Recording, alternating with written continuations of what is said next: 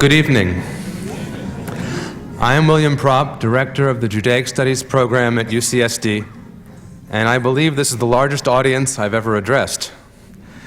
You're here, of course, to attend a lecture by Sir Martin Gilbert of Merton College, Oxford, and the City of London, but for 2 more days, the Herman Wilk Distinguished Visiting Professor in Judaic Studies at the University of California, San Diego.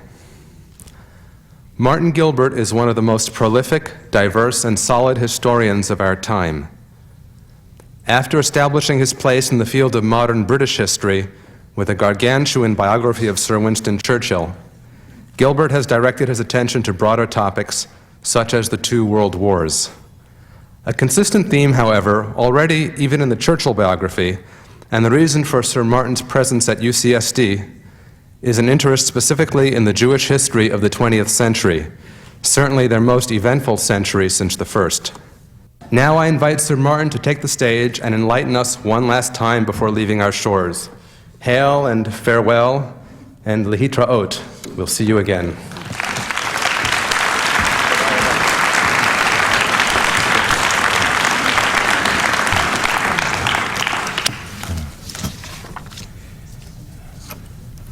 I'm very honored to be asked to give this, my second public lecture at UCSD, as Herman Wilk Visiting Professor, and to do so in the presence of so many people who have become my friends, if I may say so, since I arrived here 2 months ago. I'm only sorry that my 2 months is about to end. The Jewish tradition of the righteous among the nations, Hasidei Umot Ha'olam, originally referred to those nations who were the non-Israelite tribes of biblical times. And the first 2 righteous among the nations recognized by the Jewish sages were Shifra and Puach, 2 Egyptian midwives who defied Pharaoh's edict to drown Israelite children in the Nile. The third righteous, according to Jewish tradition, was Pharaoh's daughter, who violated her father's own decree and saved Moses, bringing him up as her own son. In the Bible, Pharaoh's daughter has no name. The Jewish sages gave her one, Bat-Yah, the daughter of God. Since 1965, the State of Israel has recognized almost 20,000 righteous, 20,000 non-Jews who helped save Jewish lives during the Holocaust. Like Shifra, Puach, and Bat-Yah, each one of these 20,000 has a name and a story. In every instance, an uplifting story of decency, courage, and hope amid the dark night of the Holocaust. In the new edition of my Atlas of the Holocaust, I give their numbers on the map country by country. The most recent group of individuals to be recognized as righteous were men, most of them diplomats, who did not necessarily risk their own lives, but did save Jewish life, often on a considerable scale, and often suffered in their profession for doing so. Their champion, incidentally, Eric Saul, who has mounted an amazing exhibition about them which travels the world, is with us here tonight. One of those diplomats was Chinese, one of 3 Chinese honored by Yad Vashem as righteous. His name was Dr. Feng Shang Ho, and in Vienna, he issued many thousands of visas in 1938 and 1939, which enabled Austrian Jews, even those in concentration camps, to leave Europe altogether. His government, the Chinese nationalist government of Chiang Kai-shek, did not support his efforts, but he persevered nevertheless. In Berlin, a British diplomat, Captain Foley, took considerable initiatives to issue documents that enabled those who were not entitled to do so to enter Palestine. On the Swiss border, a German police officer, Paul Grüninger, defied his superiors again and again to enable hundreds of German Jews to enter Switzerland and safety. On another border, that between France and Spain, a Portuguese diplomat, Aristide de Sousa Mendes, disobeyed the orders of his superiors and issued several thousand documents that enabled Jews who were fleeing the advancing German army to cross into Spain and safety in June 1940. An American has also been recognized for his part in this act of diplomatic rescue. He was not a diplomat, but the representative of a private American organization, the American Emergency Rescue Committee, based on the French port city of Marseille. His name was Varian Fry. From August 1940 to August 1941, Fry and the small team working with him issued more than 1,500 visas, enabling German and Austrian Jewish refugees, then in France, to leave for the United States. In May 1941, Eleanor Roosevelt had written to Fry's wife, Eileen, "I think he will have to come home because he has done things which the government does not feel it can stand behind." Among those who were able to go to the United States, thanks to Varian Fry, was the Jewish Viennese writer Franz Werfel, whose novel The 40 Days of Musadar was and still is by far the most powerful presentation of the Armenian genocide after World War I.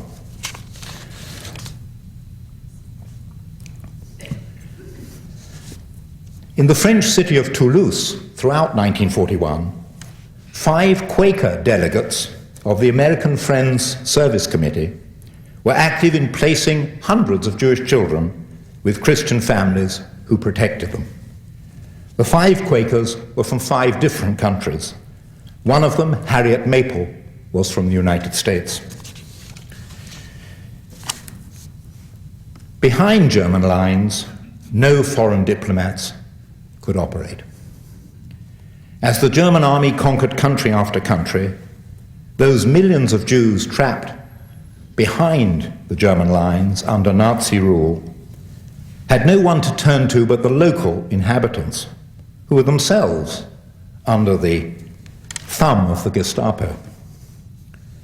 With more than 3 million Jews, of whom only a few thousand survived deportation, death camp, and slave labor, Poland, the first country to be conquered, was the one which has the largest number of those who've been recognized as righteous among the nations.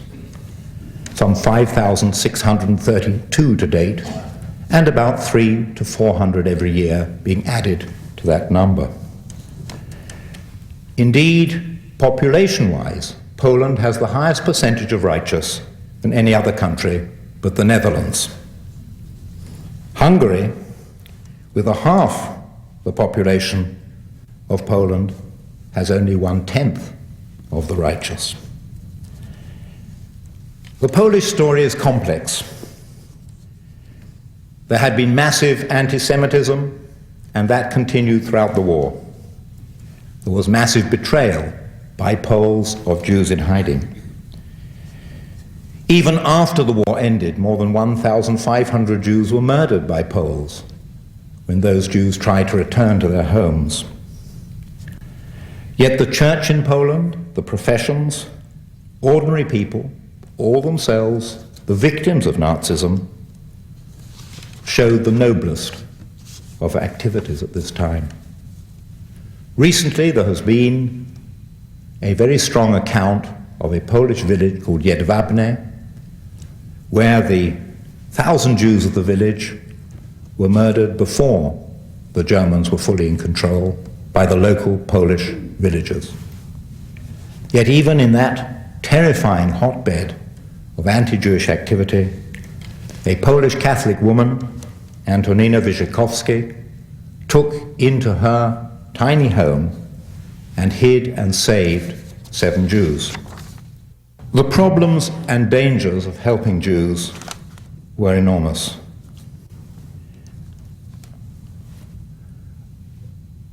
Most of those who came seeking shelter had to be given it for months and even years.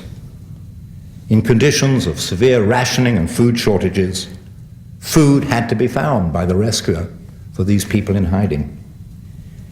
For many of those in hiding in cellars or barns or attics, there could be no lights turned on, no fires lit, no visible evidence of people in hiding. For many, not even a chance of minimal exercise. Refuse had to be disposed of secretly. Food and drink had to be provided on a regular basis. I came across many examples, extraordinary ones, but many, in which a husband or a wife concealed from the other spouse the fact that he or she was hiding a Jew or even several Jews in a barn at the end of their farm, or even in some cases in a ditch near their farm, somehow managing to take out to them the food which they would require to survive. The penalty for hiding a Jew was death, and this meant, in many cases, the death of the whole family, not merely the individual who had taken the Jew or Jews in. The Germans themselves were constantly demanding that this penalty should be applied.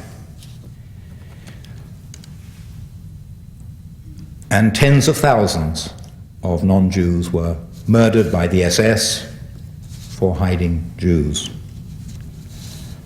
Above all else, there lay the threat of betrayal.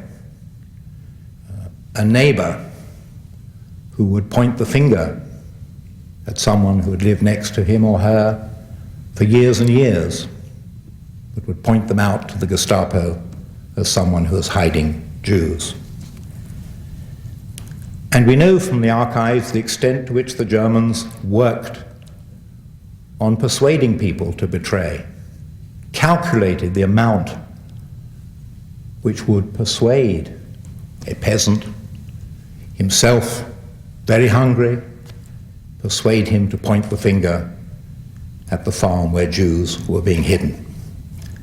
Sometimes the Germans organized hunts in forests where Jews were known to be hiding, hunts through villages where in many cases perhaps a dozen of the villagers were hiding Jews. I'd like to read a proclamation dated the 19th of December 1941 from a German provincial governor. It has recently been established that Jews from outside the district are still to be found here. This exposes the entire population to the danger of the spread of typhus. The entire population must help in averting this danger. I have therefore decided to assign a reward to all those inhabitants who take a particularly successful share of this decisive operation. Any person who can give appropriate police organs details of any Jew in hiding or of any place where someone has given lodging or board to a Jew will be rewarded. And in the archives you find many different versions of the reward. How much did it cost to persuade a neighbor or a villager to betray his own people and the Jew? The most frequent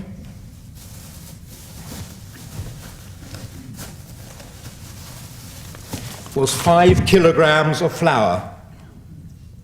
For this, 1 meter of flour was the reward for betrayal, hundreds and thousands of times collected.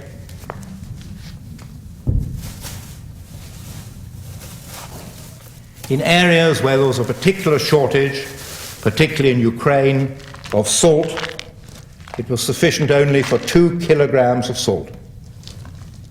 and for this people hunted through villages. The one who found the Jew in hiding received 2 kilograms of soot. There were some areas where the locals seemed to be more resistant to bribery. And so, a bottle of vodka, or in special circumstances, a bottle of brandy, was provided by the SS for anyone who came to them and said, at number 5 such and such a street, or at the farm in such and such a lane, a Jew is in hiding.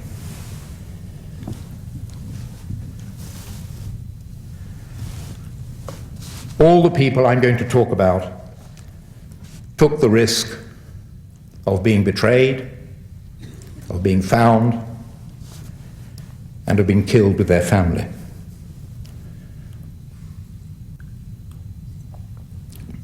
What type of rescue took place?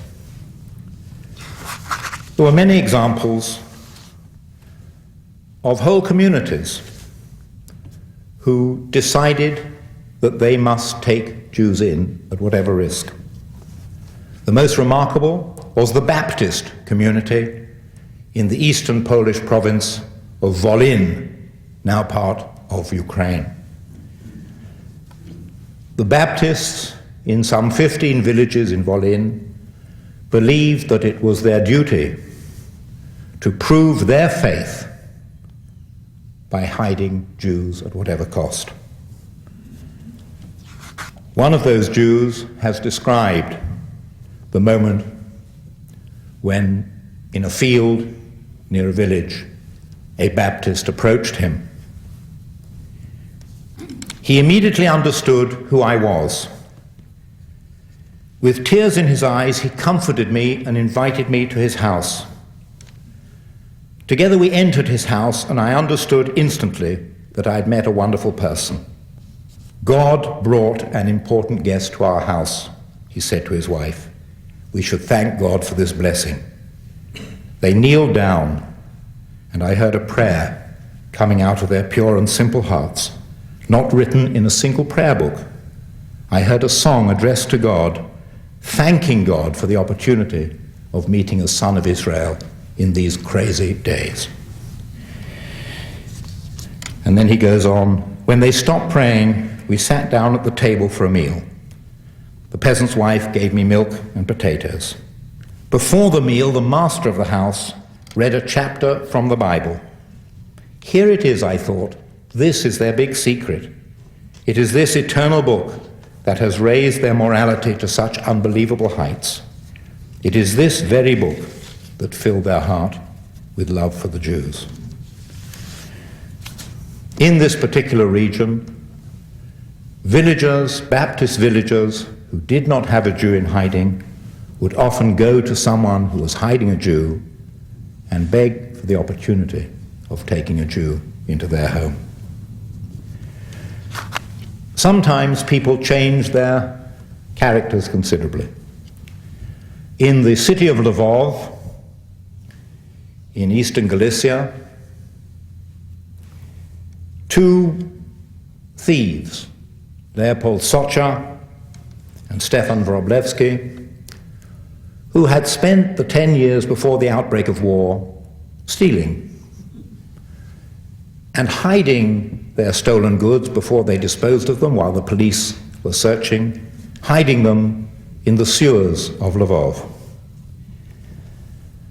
When Socha and Wroblewski saw what was happening to the Jews in the city, the terrible slaughters and deportations, they arranged for as many Jews as possible to go down into the sewers and be found a secure hiding place there. 21 of those whom Socha and Wroblewski took down survived the war, survived the terrible flooding which takes place in sewers, survived the nightmare conditions of darkness and rats and privation. Every week, Socha and Wroblewski would take the dirty clothes, the pathetic clothes of those in hiding, and return them washed. He also brought them a Jewish prayer book, which he found in the ghetto which had been completely stripped of its Jews who were murdered. And at Passover, knowing that the Jews would not eat bread, and he was hanging down little pieces of bread into the sewer at the end of a wire, he brought them a large load of potatoes so that they wouldn't have to violate the prohibition on eating leavened bread. Socha was accidentally run over a few months after the end of the Second World War. And as he lay on the pavement dying, a large number of people passing crossed themselves, made the sign of the cross, and said that it was God's punishment for hiding Jews.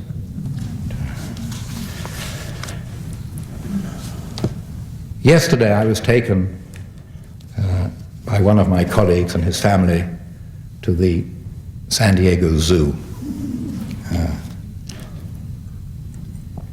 And of course no visitor to this city could return home without visiting the zoo.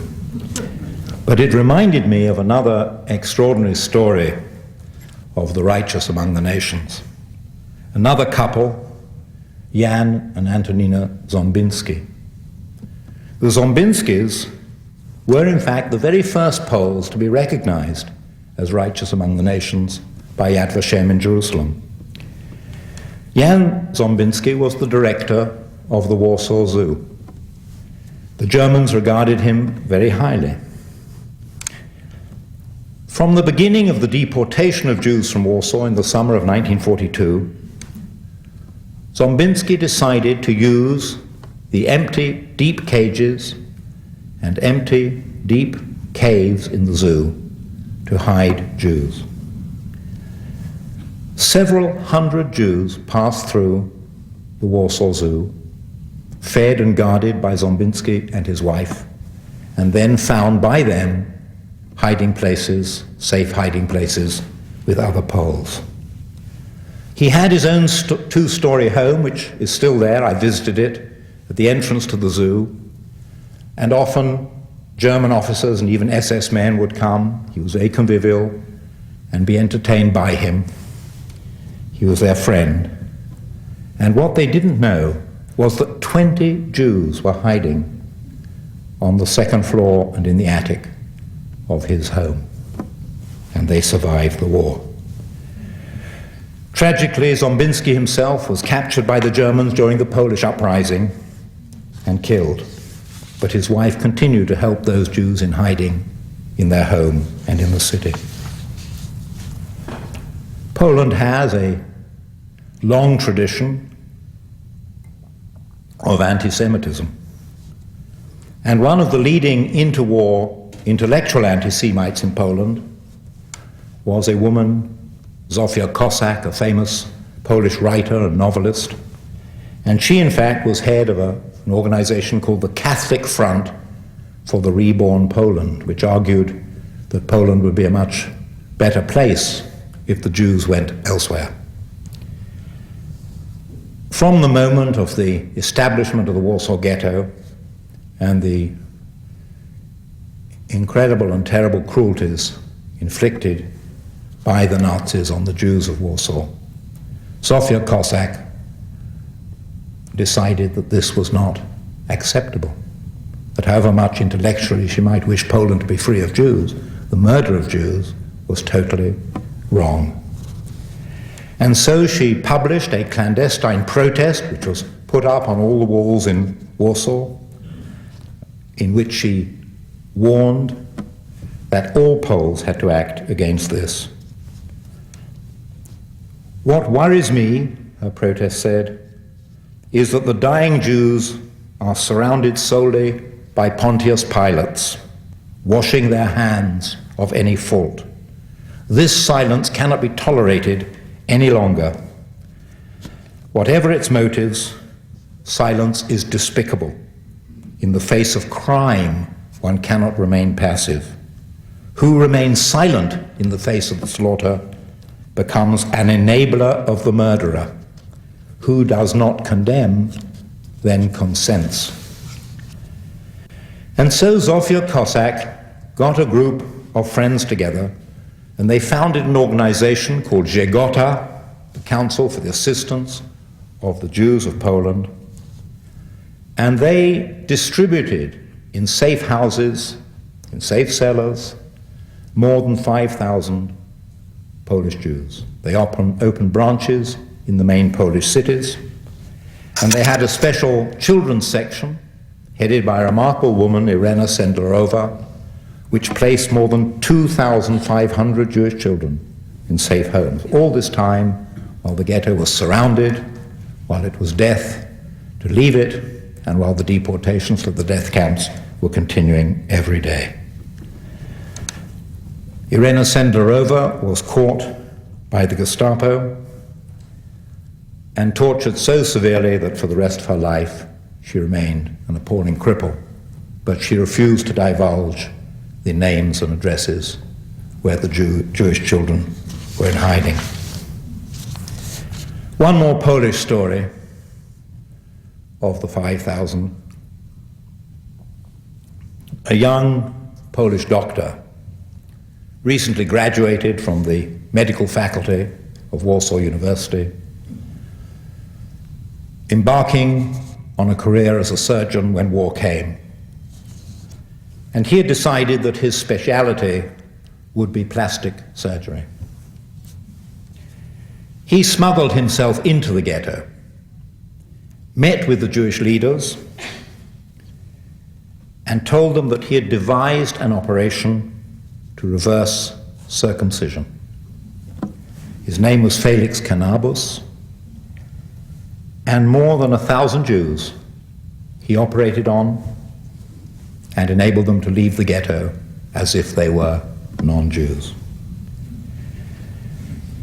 Felix Cannabis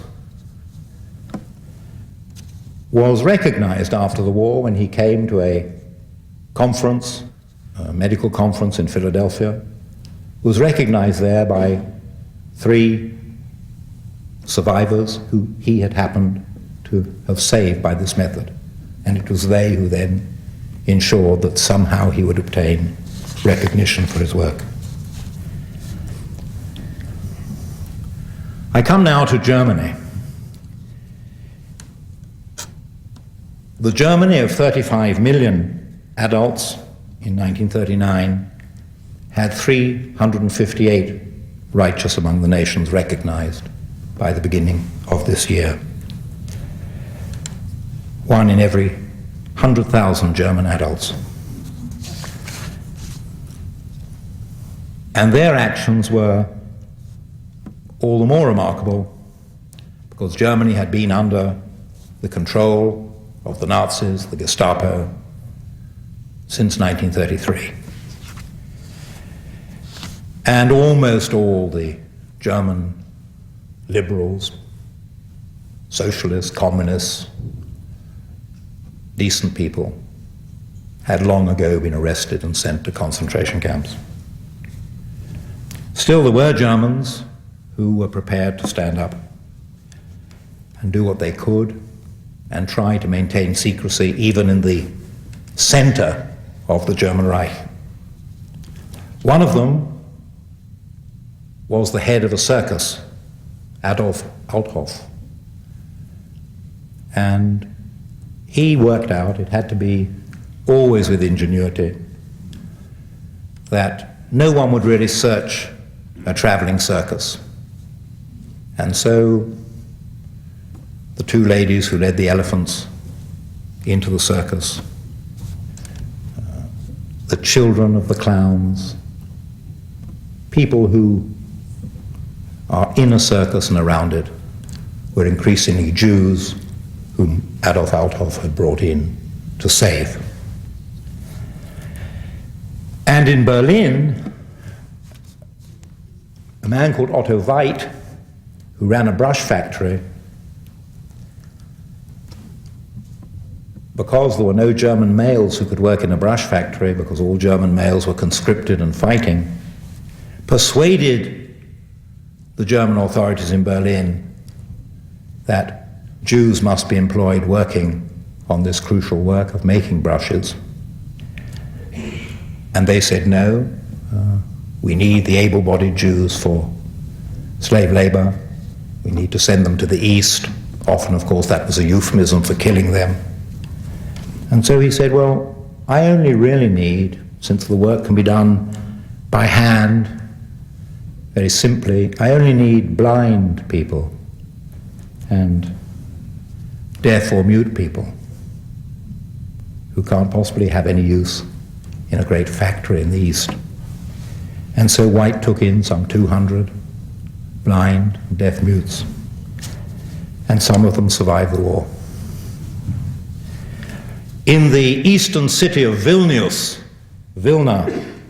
a German army major, Karl Plage, who was in charge of the enormous army vehicle repair park, German army repair park in the city, employed dozens of Jews, again insisting that their work was essential. He even persuaded the authorities to let himself set up a special camp adjacent to his motor repair park for his Jewish workers. So they were taken out of the ghetto and they were thereby protected.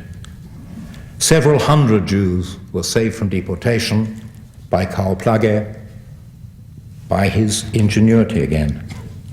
And finally, when the SS came to liquidate all the surviving Jews in Vilna, Plage warned those in his labor camp in advance, and more than 100 were able to escape, get to the forest, get away, and be saved. Many Germans worked beyond Germany, and many of those Germans who worked beyond Germany were particularly sympathetic to Jews, because these were Germans who before the war had been anti-Nazi, liberal, socialist.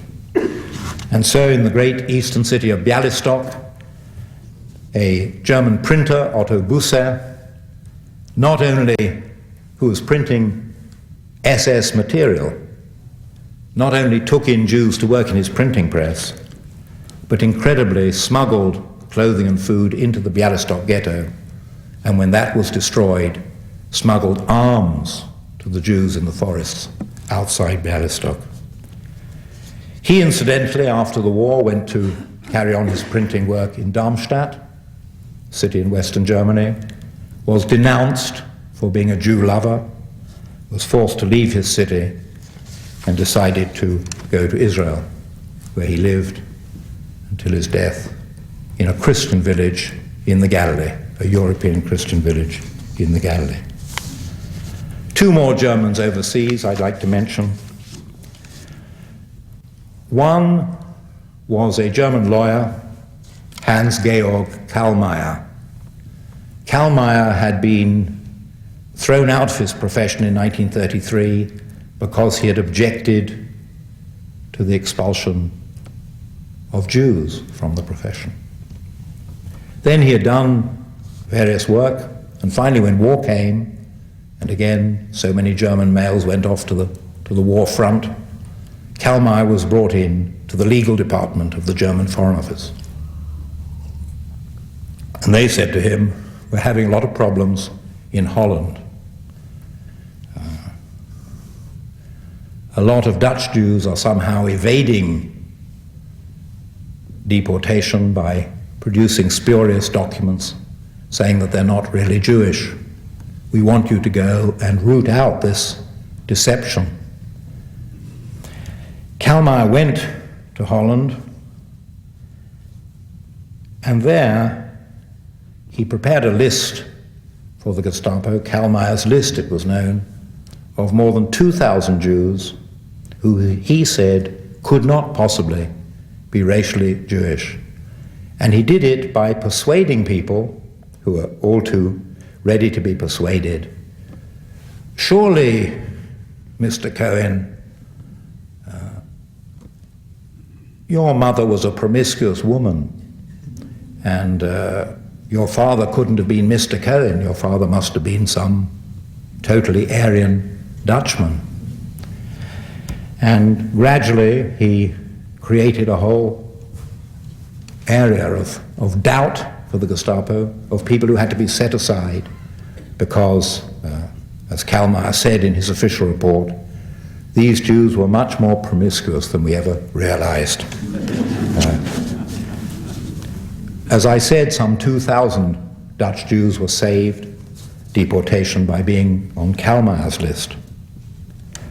And then the other list, Oskar Schindler's list, another German working outside Germany, a member of the Nazi Party, who used his position and his friendship with the SS to rescue more than 1,500 Jews.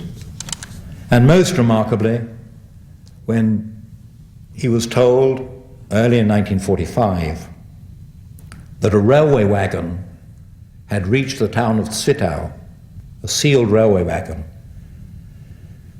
in the most terribly cold winter spell, and there were believed to be some 100 Jews sealed inside that wagon, and on the wagon was written, "Property of the SS." And clearly these Jews, wherever they were going to be sent, were doomed. And so Schindler sent a fellow German, a friend of his, to the station to stick on below the notice, "Property of the SS," a second notice, "Final destination, Schindler factory," and then arrange with the railways that this wagon should be sent as instructed to his factory, where he broke it open. Of the 100 Jews inside, some 20 had already frozen to death. The other 80, he and his wife, Emilia, nursed back to health. And they were among the Jews who followed Schindler's cortege in Jerusalem in 1974.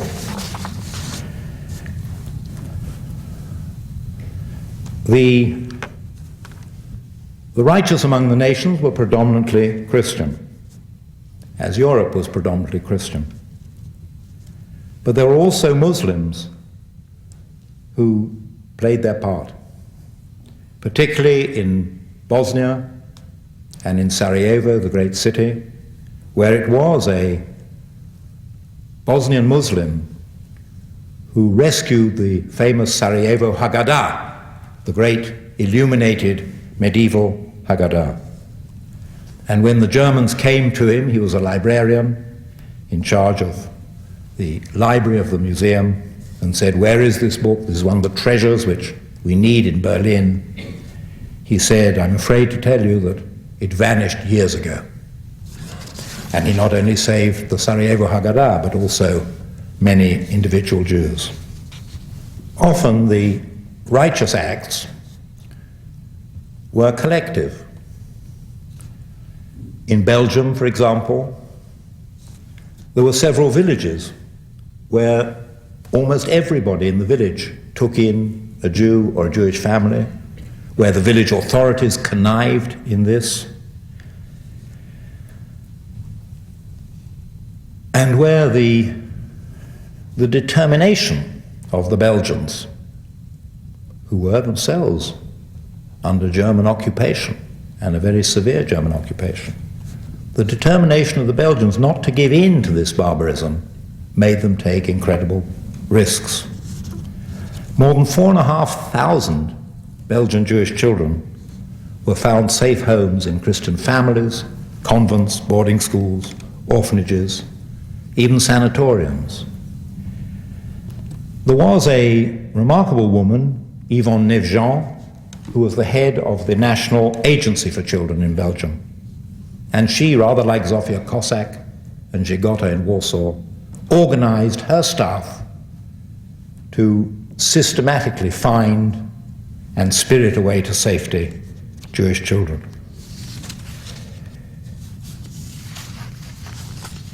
In France, a similar situation obtained. And in France, the action of these villages was so successful that less than a third of French Jewry was deported to the camps. And most of those who were not deported were taken in hiding. In France, as in Belgium, it was the church leaders who urged their people to help Jews. It was bishops, archbishops, priests who took a lead and took a leading risk. The village of Le Chambon-sur-Lignon hid again in the village and in the hamlets around the village several thousand Jews. But there were at least a dozen other villages like Le Chambon. Those who were caught were killed.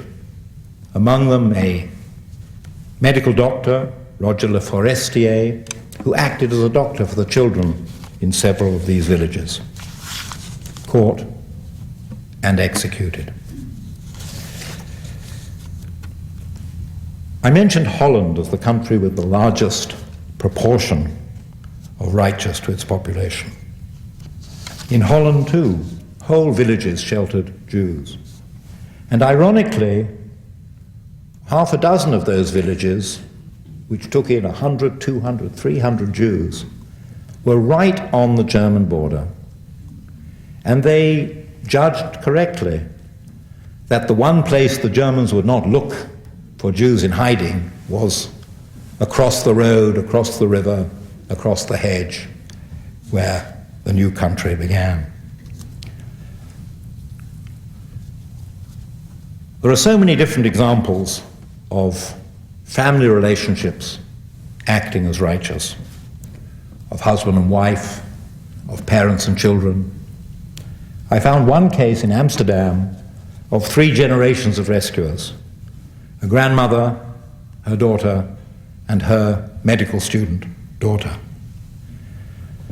And they again, rather like Zombinski and the Warsaw Zoo, passed through their home as many as 200 Jews, hiding them 5, 10 at a time in the attic, and then finding them places elsewhere where they could be permanently hidden. The Germans came frequently to this house, and they had a system of bells and pulleys, so that as the Germans were seen approaching the front or the back door, the Jews who were hiding in the attic would go to a super attic which had been concealed above the attic. The daughter and the granddaughter were arrested many times and tortured. People were betraying them, people were saying they're hiding Jews, but somehow they managed neither to succumb under torture or to be properly betrayed. They were some 2 streets away from the house where Anne Frank and her family and friends were betrayed and sent to their deaths.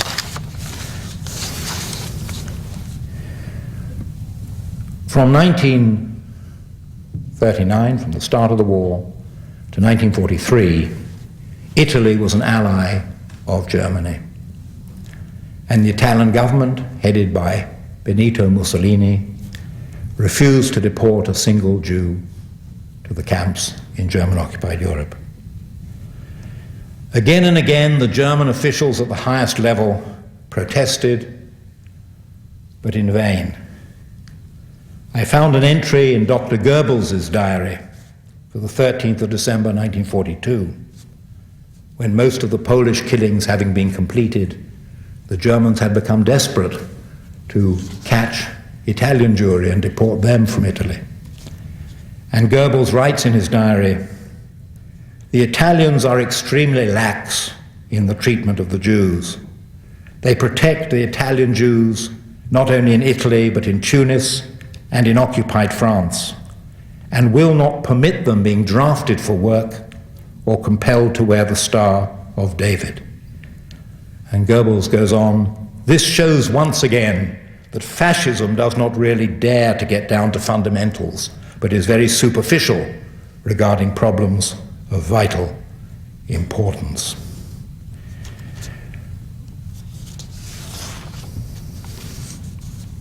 In Italy, as some of you may know better than me, anti-Semitism was and is still known as the German disease. It was only in October 1943, after the fall of Mussolini and the occupation of northern and central Italy by Germany in an attempt to forestall the Allied conquest of Italy, it was only in October 1943 that Goebbels was able to send deportation squads to Italy to extract Italy's Jews. And what then happened was remarkable. The Vatican ordered all monasteries, nunneries, orphanages in the city and in the countryside around Rome to take in Jews. Some 5,000 Jews were listed by the Germans for deportation from Rome. 3 days after they made their surprise move in the city, they could only find just over 1,000. The others had all been hidden, many of them in the buildings of the Vatican itself. Elsewhere in Italy, individual priests played a remarkable part. In the city of Assisi, in St. Francis's city of Assisi, a remarkable man known as Father Nicacci, who had never met a Jew before 1942, organized some 500 escapes, alerted all the wonderful hill monasteries in that region to take Jews in, and discovered that if you put a monk's habit on a Jew, he might be able to walk through the streets past even a German patrol without suspicion. On one occasion, Father Nicacci's monastery was raided, and he did just that. He lined up his Jews as monks and got away with it. He also, never having met Jews before, became curious about these people, and so decided, when they told him about their habits and their peculiarities and their customs, to provide a kosher kitchen for those in hiding. Probably the only monasteries that have ever had kosher kitchens.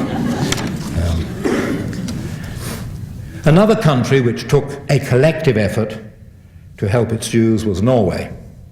And here the SS and the Norwegian Quisling movement was very strong.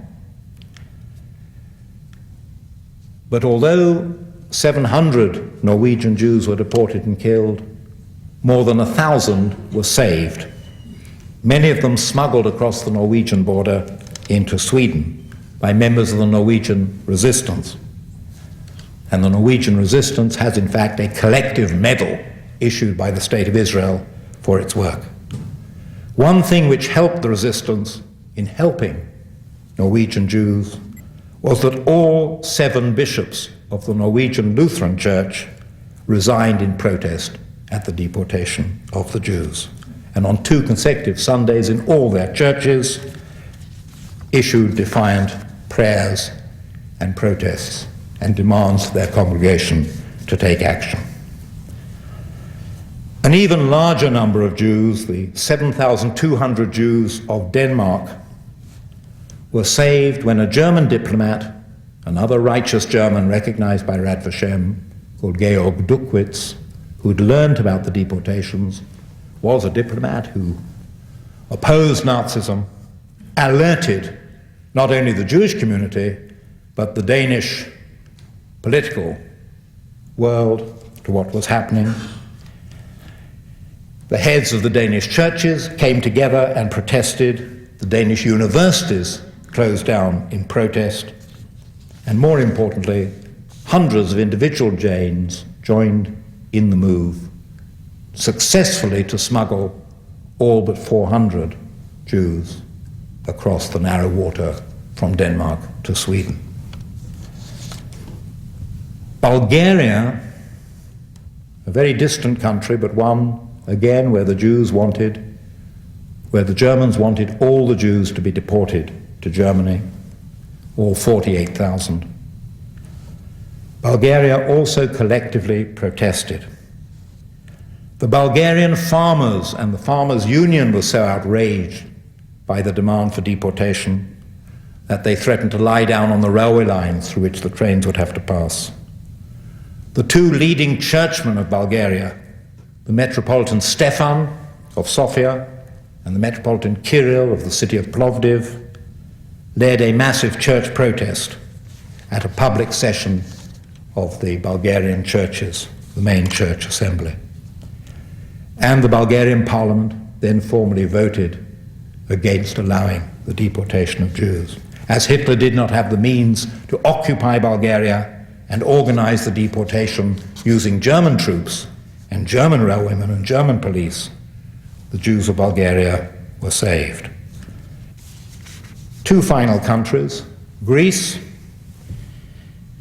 a country where the German rule was savage, German reprisals brutal, the German people treated with terribly. Yet the Greeks, like the Danes, the Belgians, the Dutch, the French, the Italians, the Bulgarians, acted often collectively to save Jews. The head of the Greek Orthodox Church, Archbishop Damaskinos, who was later to lead the immediate post-war government in Greece, instructed all Greek monasteries, nunneries, and religious institutions to take in and hide any Jew who sought refuge there. And on the predominantly Greek island of Rhodes, it was a Turkish diplomat, Selahattin Ülkümen, who managed to save from deportation those Jews who could somehow or other be given by him Turkish documents and a Turkish connection. Also in Greece, Prince Philip's mother, Princess Alice of Greece, who again in her palace in Athens had to entertain innumerable high-ranking German and SS officers, gave refuge at the top of her house to 8 Jews who survived the war. Finally, the story of Budapest. In July 1944, more than 200,000 Jews were in danger of deportation from Budapest. And indeed, there had already been some remarkable acts of rescue. Hungary, occupied by Germany only in March that year, only in March 1944, had also resisted all attempts by Hitler to deport its Jews to the death camps. Twice Hitler had summoned the Hungarian regent to Germany to demand instant deportation, and twice the regent, Admiral Horthy, had refused. When the Germans occupied Hungary and Budapest, they had, and the war was almost coming to an end, the last great reservoir, as they described it, of living Jews in Europe. And they deported with incredible rapidity more than 500,000 Jews from the provinces. And then they came to Budapest. And in Budapest, because it was a capital city of an independent state, albeit one under German occupation, but it wasn't total occupation, were all the foreign diplomats who represented the neutral countries of the world. And they came together, they formed a committee, an effective committee, and they agreed to establish in Budapest some 80 apartment blocks, existing apartment blocks, as protected buildings by their government.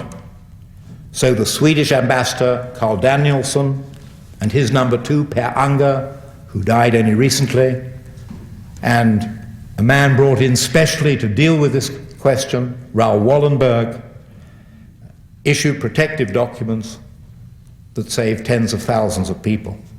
The Spanish ambassador, Angel Sanz Briz, did likewise, and his number 2, who was not a Spaniard but an Italian, Giorgio Perlasca, undertook the task of protecting again tens of thousands of Jews. So too did the Pope's representative in Budapest, Angelo Rota, who was in fact the head of the committee which rescued these people. And finally, the Red Cross representative, Friedrich Born, a very remarkable man, who, working closely with a Hungarian religious group called the Good Shepherd Movement, saved again tens of thousands of Jews. The Good Shepherd movement was run by Pastor Stelo, a Hungarian, and he, as the Hungarian fascists began to rampage through the streets, feeling that they were being cheated of their prey as the Russian liberators approached, Pastor Stelo again hid hundreds of Jewish children in his house, in the houses of his relatives and friends and fellow pastors. When the war ended, there are innumerable cases of those who hid Jews and enabled Jews to survive the war being murdered by their neighbors. The curse of rescue. The story of the righteous